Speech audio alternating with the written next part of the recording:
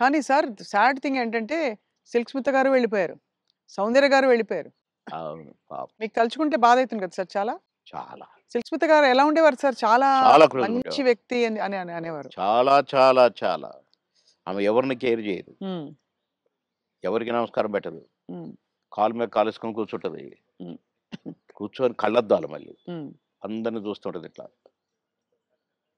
నేనడిగాను, "boss మీరు నల్ల కళ్ళద్దాలు పెట్టుకుంటారు. కాలు మీద కాలేస్తారు. అది ఎవరొచ్చినా తీయరు. హ్మ్. అంటే మీరు నిద్రపోతారా? లేక అబ్జర్వ్ చేస్తారా?" అని అడిగాను నేను. అయితే, "అది కాదు బాస్. ఫూల్స్ నన్ను చూస్తారు. ఇలా ఇలా చూస్తారు నన్ను. అందుకని నన్ను ఎవడు చూస్తున్నాడా అని గమనిస్తూ ఉంటా నేను కళ్ళద్దాలు పెట్టుకొని" అని చెప్పింది నాకు. మరి హీరోలొచ్చినా కూడా తీయవు గదా! అంటే ఎందుకు తీయాలా? హీరోలొస్తే? యాటిట్యూడ్ మంచి స్ట్రాంగ్. నాతో మాత్రం నన్ను చూడంగానే కాళ్ళు తీసేది. నన్ను చూడంగానే లేచి నిలబడేది. నేనెక్కడ కూర్చుంటే అక్కడికొచ్చి కూర్చునేది. హ్మ్. భలే లైక్ చేసేదండి నన్ను. హ్మ్. గ్రేట్. హ్మ్. Great artist.